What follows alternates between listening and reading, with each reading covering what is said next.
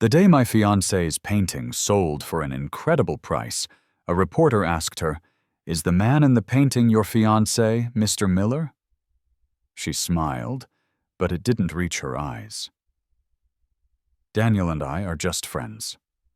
I held up my hand, showing the prominent ring on my fourth finger. Of course we're just friends. After all, I'm already married.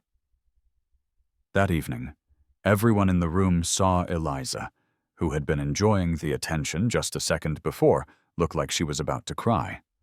The new masterpiece from the celebrated painter Eliza Vance, titled The Harbor, had just sold for a 9-figure sum. At the party to celebrate, a pushy reporter asked, "Ms. Vance, hello, the man in The Harbor, the one with the semi-nude back. Is that your fiancé, Mr. Daniel Miller?" People in the crowd started to join in. Who else would it be? Everyone in New York knows the only man in Eliza's paintings has always been Daniel. That's right. They've been together for 8 years. They're the art world's perfect couple, so devoted to each other. Daniel was with her when she was a nobody, all the way to the huge success she is today.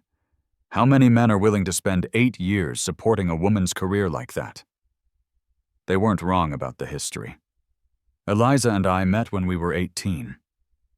8 years ago, we were the 2 most promising students under our mentor, Mr. Harrison.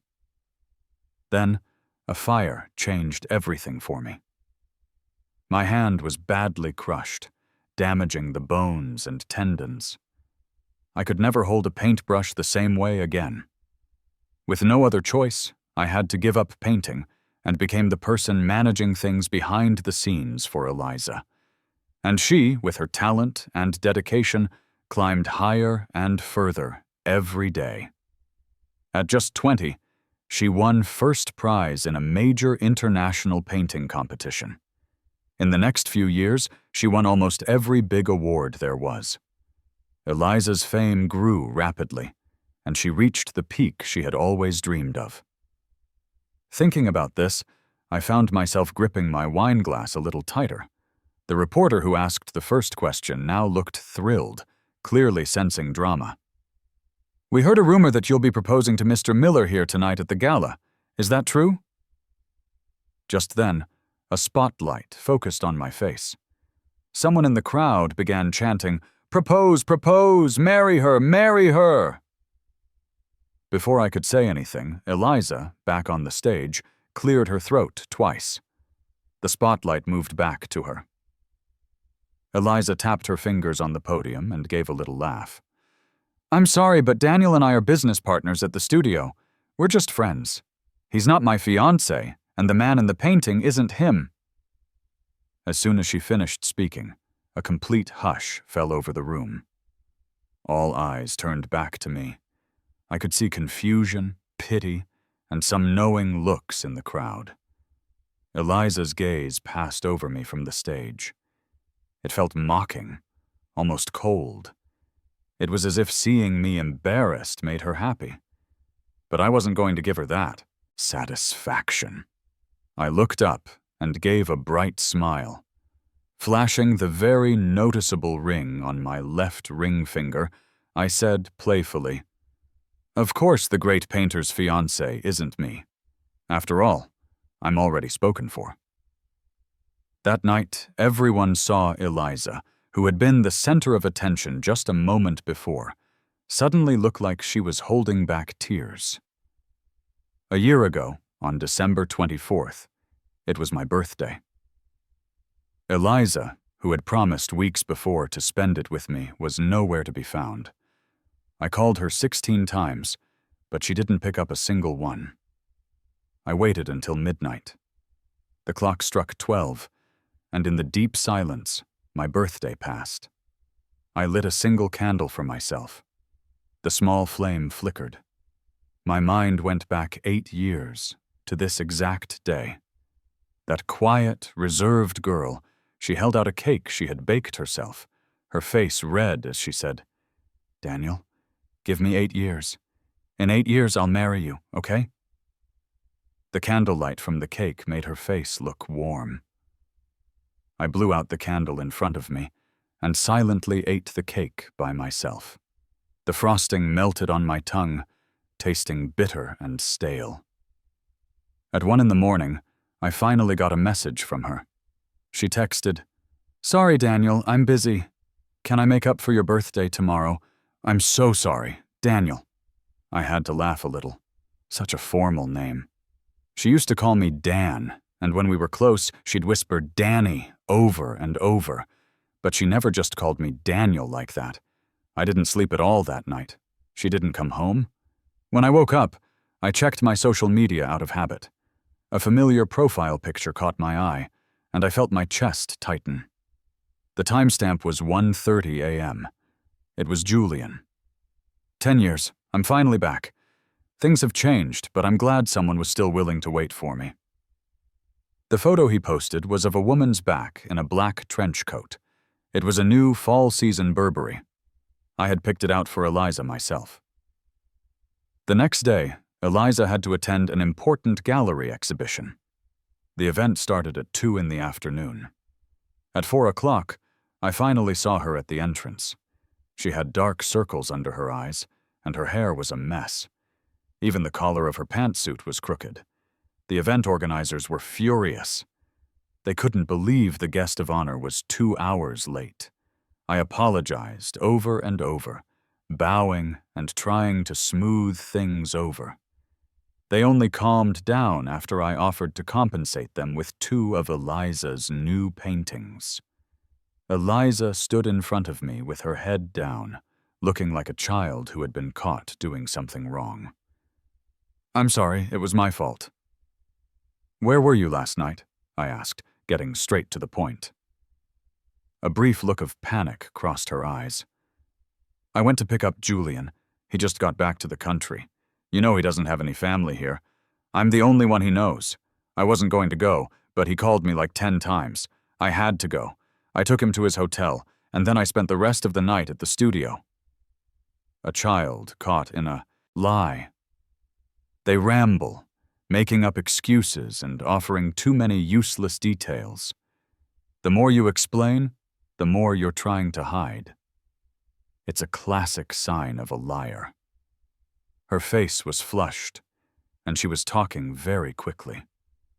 I knew her. She was only half lying. She probably did go to the studio later that night, but not until 4 in the morning. "You could have just told me that," I said, straightening the collar of her shirt. She grabbed my hand. "I was afraid you'd be angry." "Why would I be angry? Isn't he your brother?" "That's right. Life can be strange. Julian was her stepbrother. Years ago, Eliza's mother and Julian's father got married. They each brought a child into their new family. 10 years ago, Julian had chased a woman across the ocean, throwing everything away for her. In the end, he lost it all. His ex-girlfriend, Chloe, cheated on him when his career failed, took all his money, and even got full custody of their newborn child. With no other options, he came back home in disgrace. Just like Eliza said, he had nothing left. Julian just got back and hasn't found a job yet. He used to study painting with us, remember? How about we let him work part-time at our studio, just until he finds something permanent? After she spoke, she gently hugged me, her warm breath on my neck. "Trust me, Danny. Once I get Julian settled, I have a surprise for you." I wanted to say no, but before I could get the words out, Julian appeared in the studio doorway. He was still handsome, even charming. Time hadn't seemed to affect him. It always favors attractive people. He wasn't even trying, but in a simple white shirt, he was enough to make people look twice. "Long time no see, Daniel," he said. The curve of his smile was perfect, even highlighting the small mole under his eye. A warm, disarming smile. The kind that makes it hard to say no. But I said no, anyway. With Eliza's income and fame, she could support 10 of him for the rest of his life, even if he never worked a day. Julian's handsome face stiffened. He said, "No, a man has to have his own career. If you're dependent on a woman, she'll dump you the second you're no longer useful. The thought of what he'd been through abroad must have hit him, because his eyes filled with tears, and his voice cracked. Eliza, standing next to him, frowned and quickly comforted him. "Julian, I'll never abandon you. Never." I fell silent. What a touching display of sibling affection. But our studio really didn't need any more staff. I politely refused, explaining that we weren't hiring, but I promised to use my connections to find him a good job. But the next day, I saw Julian at the studio anyway. He was wearing a slim-fit shirt and slacks that highlighted his athletic build, broad shoulders and a narrow waist. His short dark hair was slightly damp. He was posing, sitting quietly in the middle of the studio. My students were gathered around him, sketching his portrait. Just then, my assistant, Alex, ran over, frowning. "Daniel, this guy showed up first thing this morning. I couldn't stop him. He bought gifts and snacks for the kids, and he's got them wrapped around his finger. He really knows how to charm people. He heard today was our life drawing class, and just sat down to let them draw him. He's like a ghost you can't get rid of." I was confused. "You don't like him?" Alex's brow furrowed. "There's something off about him, Daniel. You should be careful." Julian was like this years ago, too. He loved being the center of attention, having everyone focus on him. He used to be incredibly talented. But slowly, he lost his passion for painting. He said it was boring and tedious, and he hated getting his hands and clothes dirty. He'd rather spend his days dressed perfectly in stylish clothes, sitting in the middle of the studio for hours on end. He had us draw him. He loved the feeling of all eyes being on him. But no matter how much talent you have, if you don't work at it, it fades away. Eventually, Julian's talent disappeared into mediocrity. He fell in love with the glittering, superficial world and didn't even wait to graduate from college before running off with some rich girl he met online. That was 10 years ago. The kids at the studio loved him. After class, they crowded around me, begging to have Julian be the model for their next portrait class. Alex leaned in. "You disrespectful little brats, you can't call him Julian. It's Mr. Julian. Or Uncle Julian." Across the room, I saw Julian's face darken. I had to admit, Julian's strategy of winning everyone over first and asking for permission later was effective. He successfully landed a job as a life drawing model at the studio. "Don't worry, Daniel. I won't be a bother for long. Just give me a month.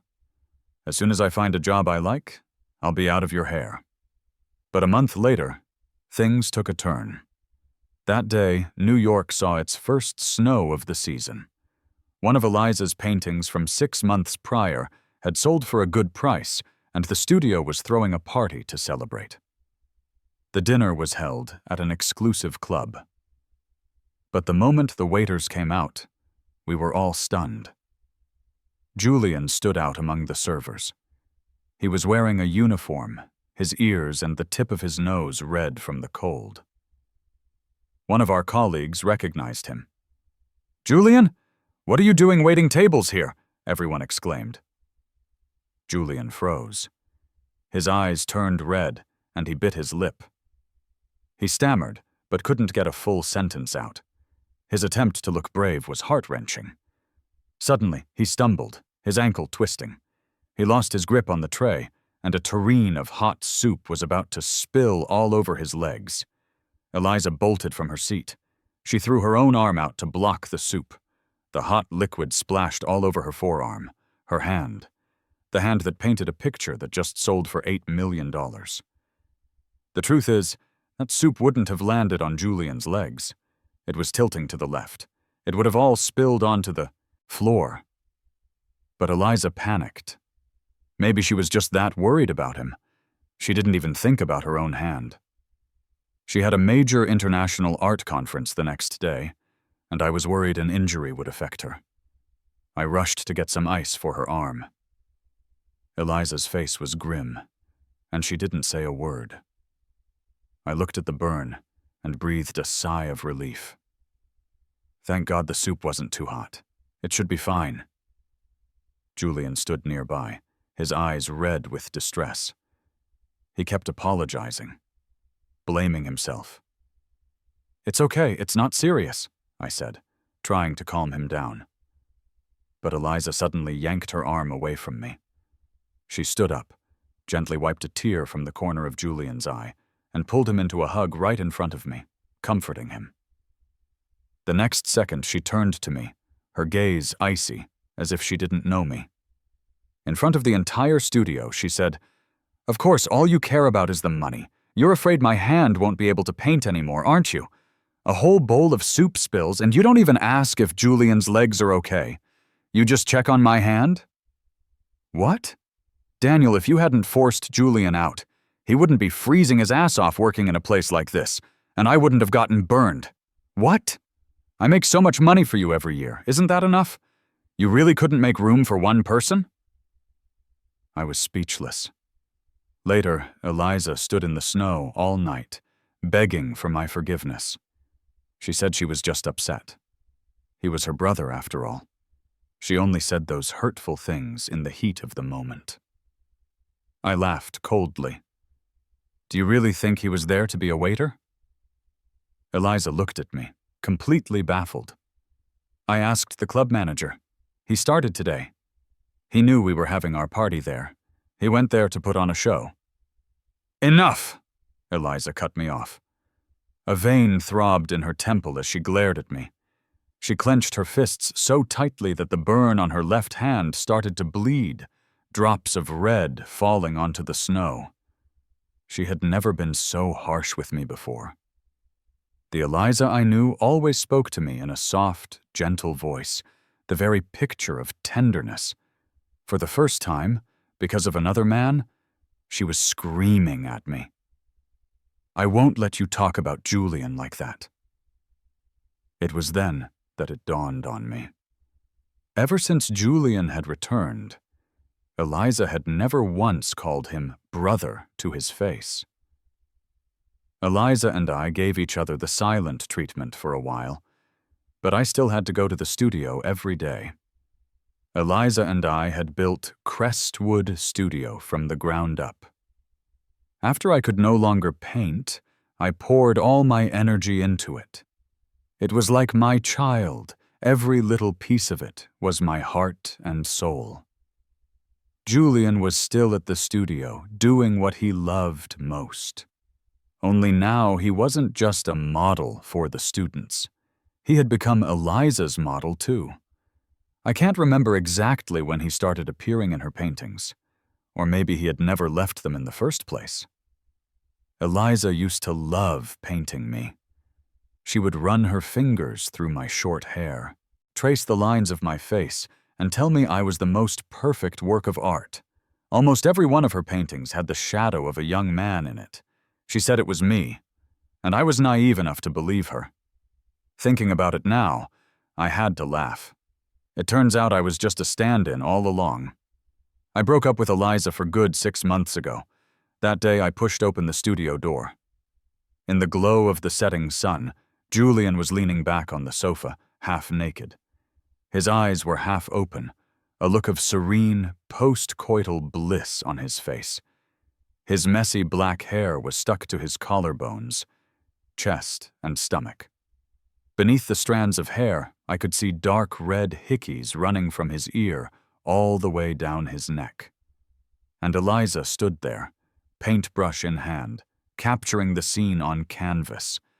When they saw me, they both panicked. "Daniel, it's not what you think. Let me explain." In her haste, Eliza knocked over a can of paint. White paint, spilled everywhere.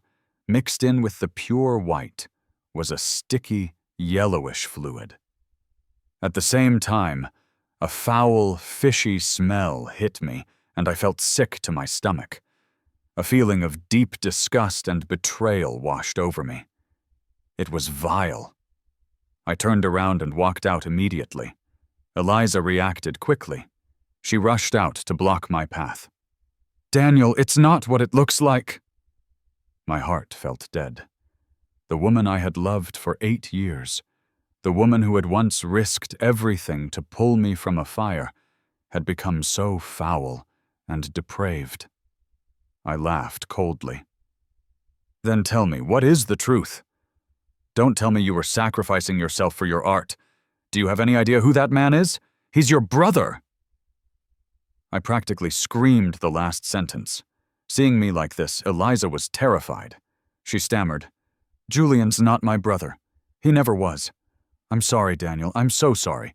You know I've been racking my brain for my entry for the Lukey Prize. I couldn't think of anything." At this point, she seemed to be on the verge of a breakdown. The theme of the competition is frenzy, destruction, and rebirth. "So," I cut her off, "frenzy, destruction, and rebirth means doing sordid things with him and mixing your filth into what should be pure, untainted, white paint." She froze, just staring at me. I looked into her eyes and sneered. "Wake up, Eliza. The person who needs a rebirth here is me." I pushed past her, my entire body shaking uncontrollably. As I left, I heard Julian, like some spineless creature, lean in and whisper comfortingly in her ear. "Eliza, you were amazing. Daniel doesn't understand art. You give everything for your art. But what has he ever given? For all these years, he's done nothing but take, like a leech using you." He scoffed in the direction I was leaving. "What does he know about art? Remember, Eliza, to the dirty-minded, everything looks dirty." Eliza and I were done. I used the studio's security footage as leverage. She would leave with nothing. There was no way I was handing the studio over to her. "Daniel, are you sure about this?" she asked before she left. "We could continue to run this studio as partners. After all, Crestwood Studio only has the reputation it does today because of me." I didn't even look up. "Hurry up and pack. The cleaning crew will be here soon to disinfect the place." She flew into a rage. "Don't forget, without me, you're nothing." She pulled up my sleeve, revealing the long, winding scar on my arm. "You're just an injured man who can't even hold a paintbrush." Julian came up behind her then, his voice dripping with sarcasm. "An ungrateful, injured man at that. Tisk, tisk, Eliza. If we'd known, you should have just let him burn to death in that fire years ago with that biased mentor of yours." Slap. I slapped Julian across the face. 6 years ago, Eliza and I were still students under Mr. Harrison. He was the best teacher in the world. That day we stayed late at the studio to finish our competition pieces. Mr. Harrison was pouring his heart and soul into helping us. He said that in this year's competition, I had a real shot at first place. But that night a sudden fire broke out. It took him, and it took my artwork. I was trapped in the flames on the verge of passing out. Right before I lost consciousness, I saw Eliza. She was the one who ran into the fire to save me. I was rescued, and my life was saved, but my right hand was badly burned. The nerves and bones were damaged, and I could no longer hold a paintbrush the way I used to, unable to create the art I was satisfied with. Our mentor also died in that fire. Overcome with grief, I stepped into the background. With Eliza, I co-founded Crestwood Art Studio. I became the man behind Eliza. The slap stunned Julian. When he came to his senses, he glared at me and raised his hand high. Just as his hand was about to strike me, a slender hand shot out, grabbing his wrist and pushing him back. "Who gave you permission to hit my person in front of my studio?" A familiar voice. I looked up. It was Maya Chen, Crestwood's biggest investor. Maya was the daughter of the richest man in New York. She was young, but she was known throughout the city as the cool, aloof heiress. Her father was at his wits' end with his good-for-nothing daughter. Years ago, In an attempt to get her to cultivate some inner peace and artistic sensibility, he had funded the creation of what would become Crestwood Art Studio. Seeing it was Maya, Eliza held back Julian, who was about to explode. After all, Eliza's auction in 3 months depended on the Chen family's support. But Julian couldn't let it go. He, who had been the center of attention his whole life, wasn't about to take a slap from me for free. He smoothed the hair I had messed up on his forehead and was about to start insulting me when suddenly one of the studio kids bit him on the thigh. "You weirdo! Don't you dare bully our Mr. Daniel!" At the same time, a dozen more students ran out from behind me, pushing Julian and Eliza away. Julian's face turned, pale with rage. "Daniel, you injured man! Without Eliza and me, you're nothing!" Maya handed me a wet wipe. "Hey, wipe your hand. Just looking at him makes me feel dirty." She gazed after Eliza's retreating figure and sighed. "Tisk, tisk. So tragic. Your girlfriend ran off with another man." I shot her a look. "Miss Chen, you have lipstick on your teeth." I always knew Eliza had a thing for Julian. He was handsome. Among our group of art students, he was easily one of the best looking. He was the object of many a teenage girl's first crush, Eliza included. But childhood crushes rarely pan out. I thought that after Julian left, her crush would have ended too. When she risked her life to pull me from that fire, I thought Julian was finally gone from her heart for good. Eliza was never repulsed by the ugly scars on my body. Sometimes she would trace a galaxy around them. Other times, a field of flowers. Her eyes, too, once brimmed with love for me. I thought that in her heart, there was only me. Not long after Eliza and Julian moved out, the ownership shares of Crestwood were redistributed. I still owned my 30%. Eliza had originally promised to give me her shares of the studio, but she went back on her word. She wanted me to buy her out for $50 million. "Daniel, you can go ahead and release that video if you want, but you should think long and hard about whether it will destroy me or your precious Crestwood studio. Daniel, I don't know what's wrong with you. We were so good. We could have kept going, but you were so determined to break up with me. Nothing happened between me and Julian. It was for my art. You know I would do anything for my art. Sacrifice anything. I thought you of all people would understand." I typed back coldly, "I'll buy your shares." Silence from her end for a moment. "Can't you just back down for once? You're always so aggressive. Besides, where are you going to get that kind of money?" I replied with a poop emoji and blocked her. Then I went to Julian's latest post, "Out with the old, in with the new life," and replied with 2 poop emojis before blocking him too. It was true. I didn't have that kind of money. But Maya did. That night, I knocked on the Chen family's door. When Maya saw it was me, her expression was a little strange. She held the door half closed, blocking my way. Daniel? What are you doing here so late?" I pushed past her and walked straight to the sofa. "I can teach you how to paint, but you have to do one thing for me." Now the heiress was putting on airs. "Making deals with me now, are we?" I flicked on the light in her study. An easel stood in the room, and on the table in front of it sat a single egg. On the canvas was the rough outline of that same egg. I pointed at the half-finished drawing.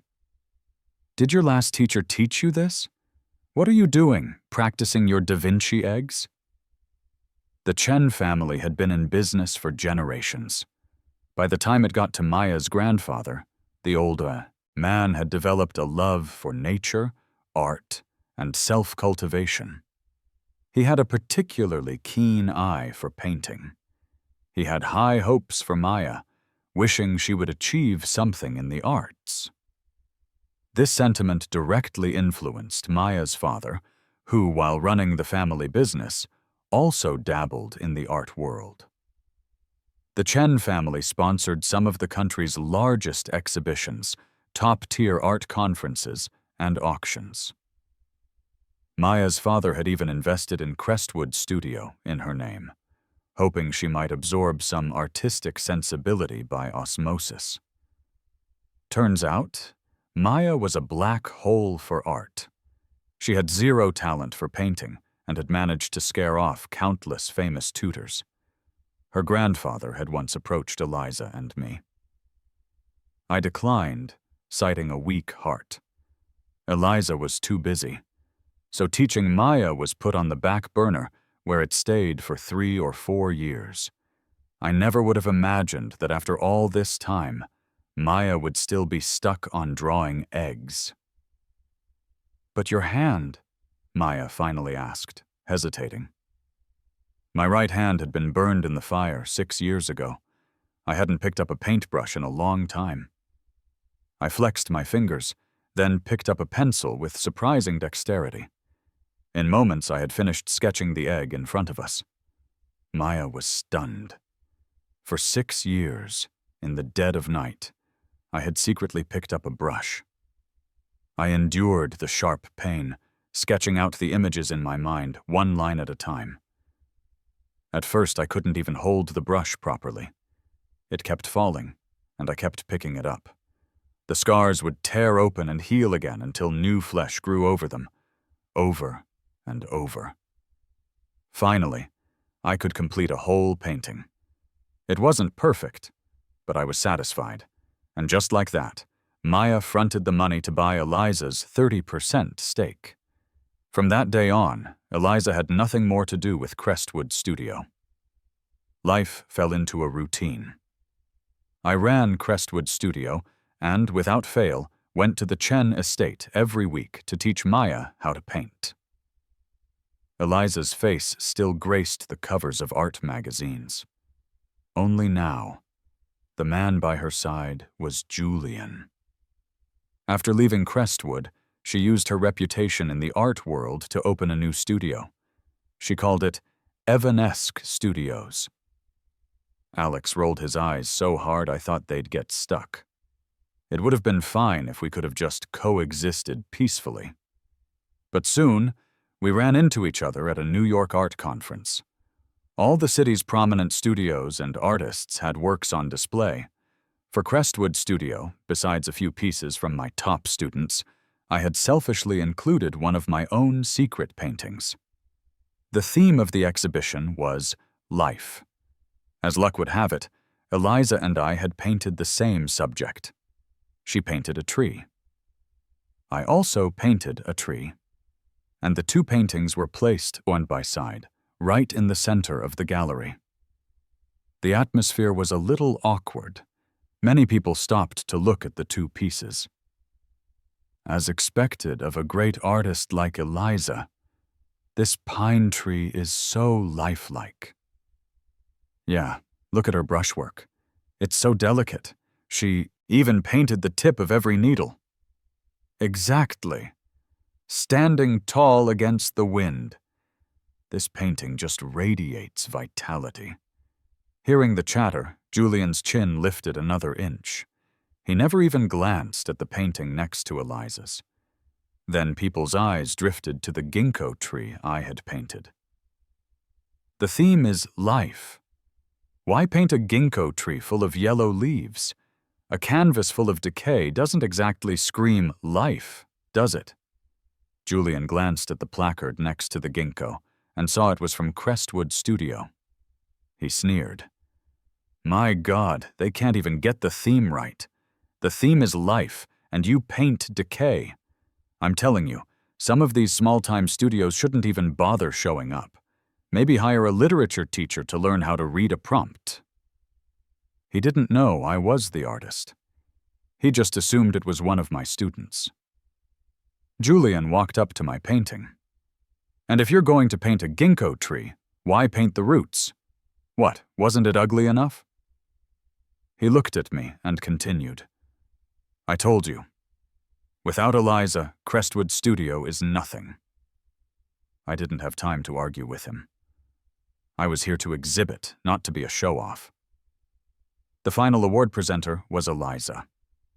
When she opened the winner's envelope on stage, she seemed to freeze for a moment. After a long pause, she said, "The first prize for this exhibition goes to the entry from Crestwood Art Studio, The Ginkgo." Julian was shocked. "That's impossible. There must be some mistake." Others in the audience also voiced their doubts. Just then, one of the exhibition judges, Dr. Wallace, stood up calmly. "The theme is life. This painting from Crestwood Studio, The Ginkgo, may appear to show withering leaves, but beneath that thick layer of yellow is a sprawling, tangled root system. Those roots dig deep into the earth, an instinct for survival, a symbol of strength. So what you see is decay and rebirth, but what you don't see is the tenacious will to live. This painting made our judging panel feel a life that death itself had forgotten.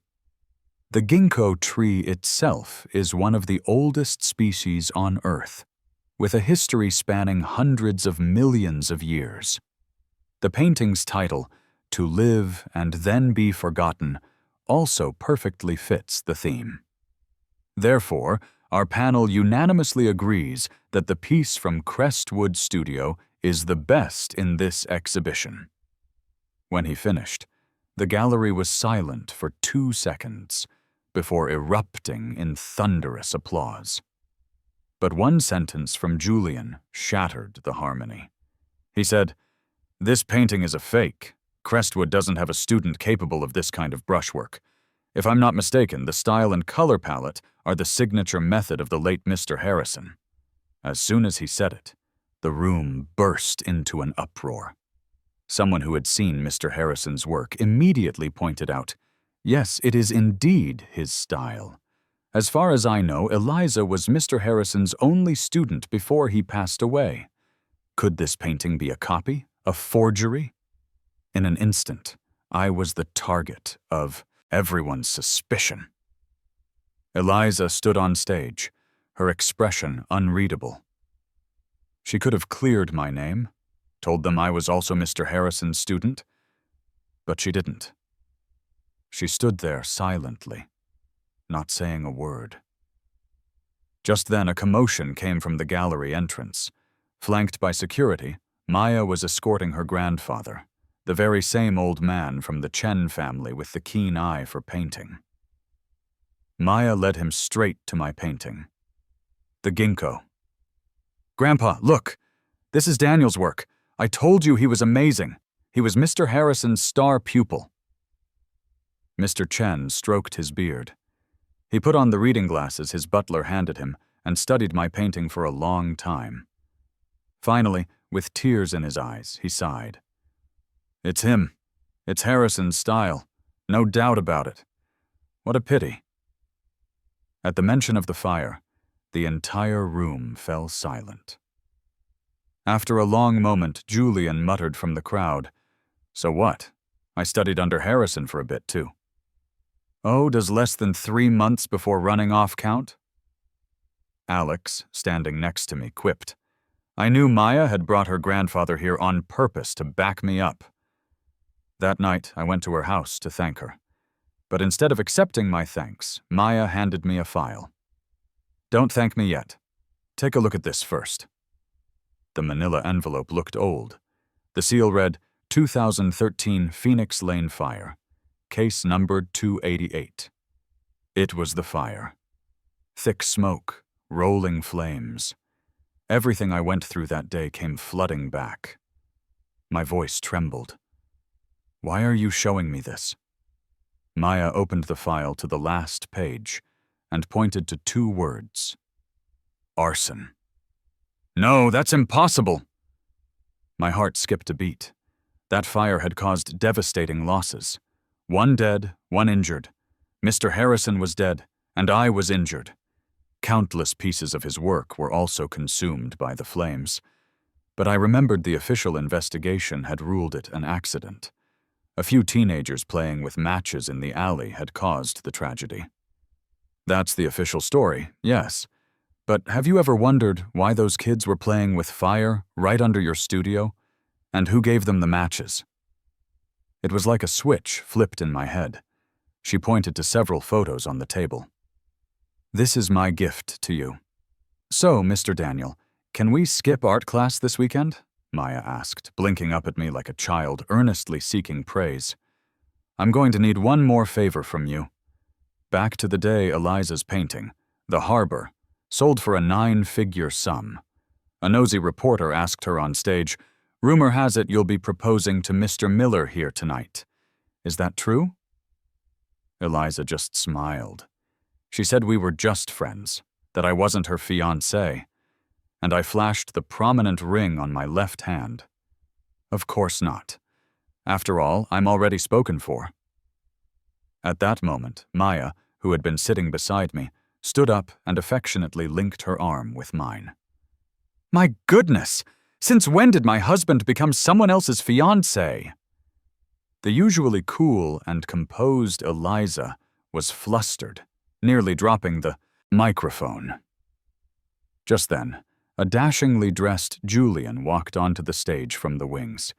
He took Eliza's hand, leaned in, and kissed her on the cheek.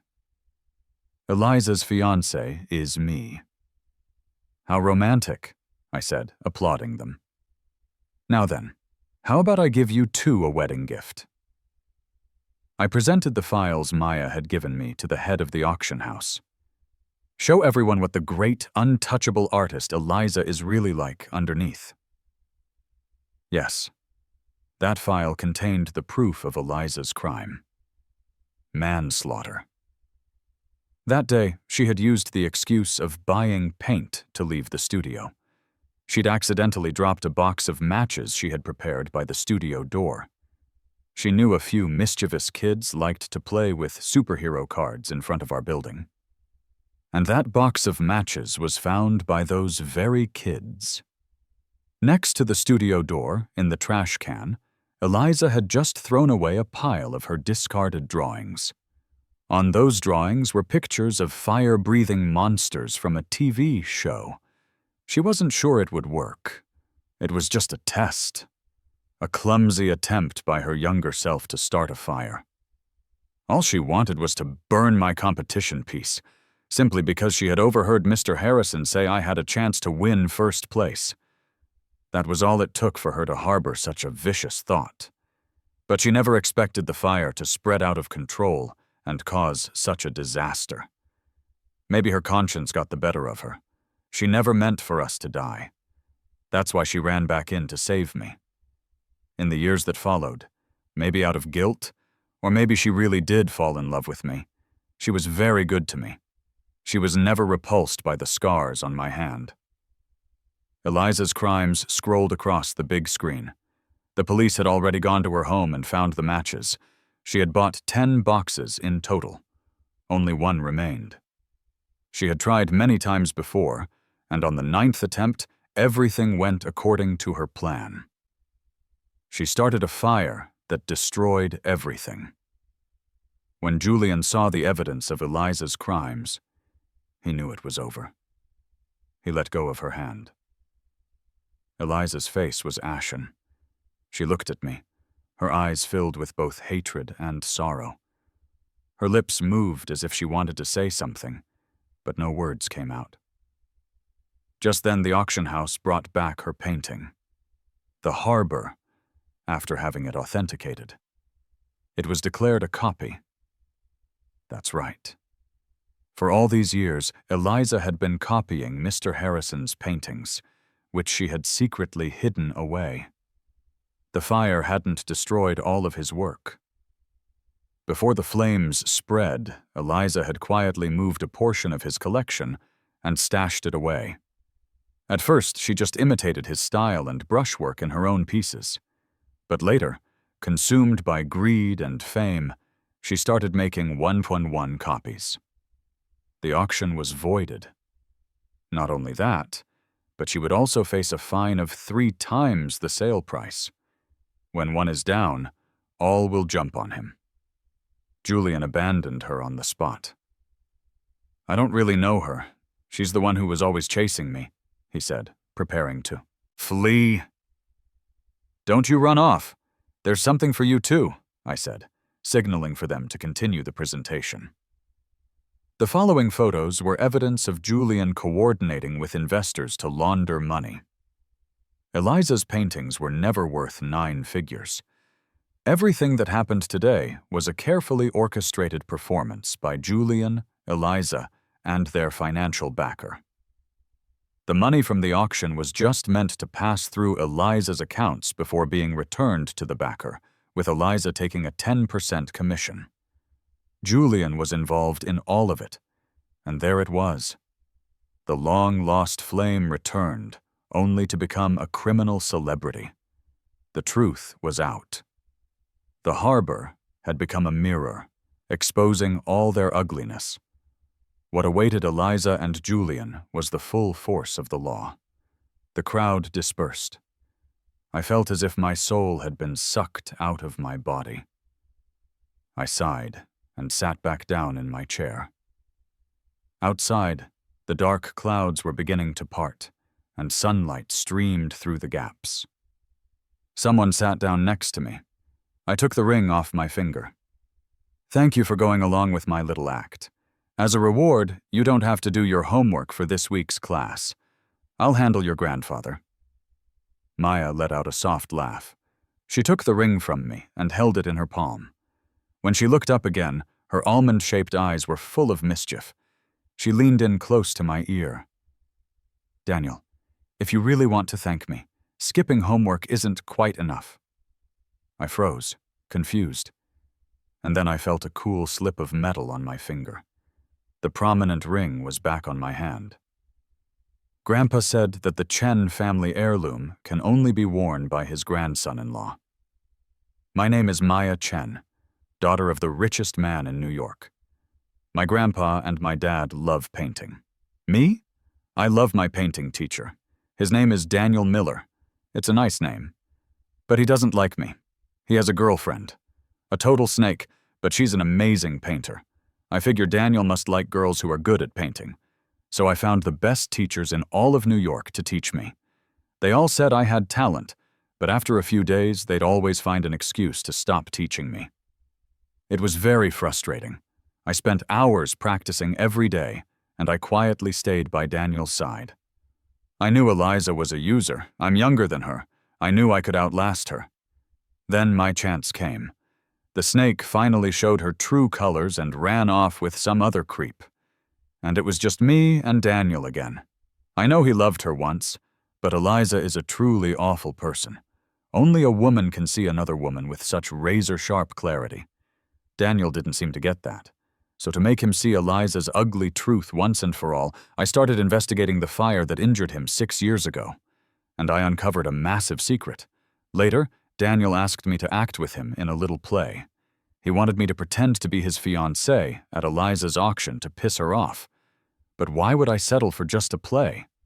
This time, I was going to lock him down for good. Definitely.